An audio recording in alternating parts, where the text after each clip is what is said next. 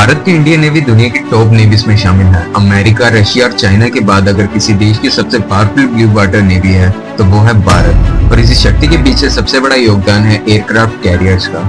ये सिर्फ एक शिप नहीं, ये समुद्र पर तैरता हुआ एक हवाई अड्डे की तरह होता है। तो चलिए जानते हैं इनके बारे में। INS विक्रांत 1961 to 1997 भारत का पहला एयरक्राफ्ट कैरियर था INS विक्रांत। ये असल में ब्रिटिश शिप HMS हरक्यूलस था।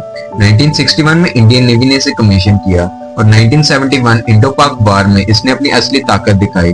इसके एयरक्राफ्ट ने ईस्ट पाकिस्तान के पोर्ट तोड़ दिए, सप्लाई चेन काट दी और बांग्लादेश के अस्तित्व में आने में बड़ा योगदान दिया। 36 साल तक देश की सेवा की और 1997 में रिटायर हुआ। INS विराट 1987 to 2017 पहले इसे ब्रिटेन चलाता था, जिसका नाम HMS हरमीज था। 1987 में भारत ने इसे खरीदा और अगले 30 साल तक ये नेवी की बैकबोन बना रहा। सी हैरियर फाइटर जेट इसी पर उड़ते थे। इसे मदर के नाम से बुलाया जाता था क्योंकि उसने इंडियन नेवी को हमेशा एक सुरक्षा कवच दिया, लेकिन पुराना होने के बाद 2017 में इसे रिटायर करना पड़ा। INS विक्रम आदित्य भारत को एयरक्राफ्ट कैरियर की जरूरत थी और फिर रशिया से आया एडमिरल गोर्स्कोव।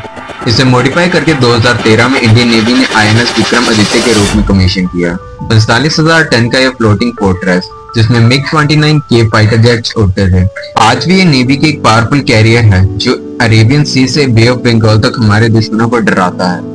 INS विक्रांत 2022 में भारत ने लॉन्च किया अपना पहला indigenously built aircraft carrier. 262 metre लंबा, 45,000 टन वजन और 30 प्लस एयरक्राफ्ट कैरी करने की शक्ति। ये सिर्फ एक शिप नहीं, देश का सपना है जो अपने हाथों से पूरा हुआ। अब भारत के पास दुनिया को दिखाने के लिए एक अपना बनाया हुआ एयरक्राफ्ट कैरियर है और भविष्य में प्लान है INS विशाल का, एक और बड़ा न्यूक्लियर पावर्ड एयरक्राफ्ट कैरियर। अगर ये रियलिटी बनता है तो भारत की नेवी की ताकत अमेरिका और चाइना के बराबर खड़ी हो जाएगी। HMS हरक्यूलस से शुरू हुई ये कहानी आज अपने विक्रांत तक पहुंच चुकी है। एयरक्राफ्ट कैरियर ने दिखाया कि भारत समुद्र पर भी उतना ही शक्तिशाली है जितना जमीन पर।